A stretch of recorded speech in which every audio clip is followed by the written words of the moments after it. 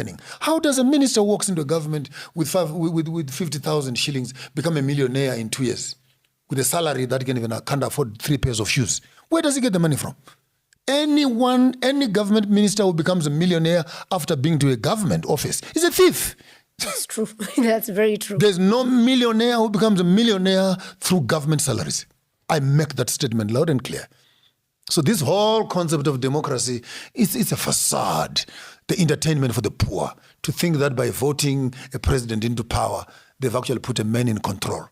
We need people like Traore, who wakes up in the morning and said, I need 3,000 trucks of road equipment on the road by tomorrow. And 3 kilometers from Ghana into Burkina Faso, they are there by tomorrow. I need a hospital there. I need an aeroplane manufacturing industry there. And you need to give a president power, the one who can decide, not the one who can steal, the one who can decide and make a change. We look at our countries. Look at Kenya, almost 50 years of independence. 60. Look 63, actually. Look at Ghana, 63. Look at Zimbabwe, 40-something.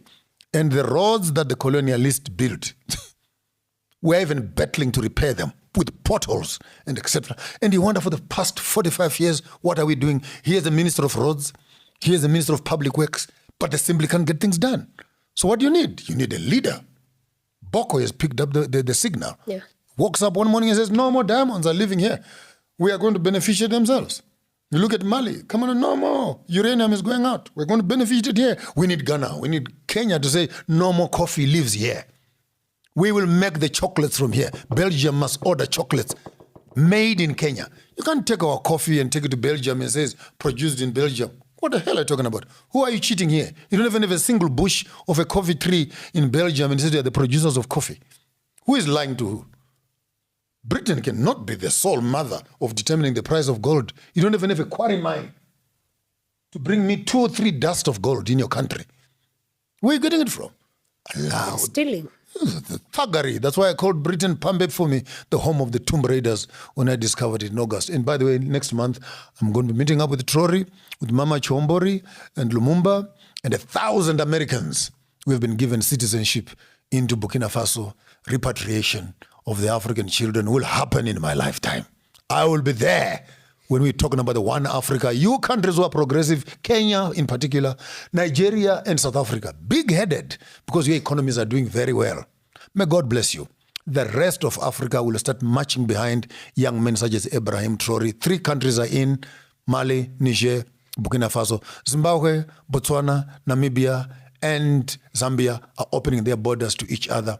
You, Kenya, Tanzania, and Uganda, I wish you can make this thing much more active. And if these 3 in the north, 4 in the south, 3 in the center, 4 plus 3 plus, we already have 13 countries that are already thinking in one space. This is where my head gets spinning. Why can't these presidents who are thinking in the same space call a conference?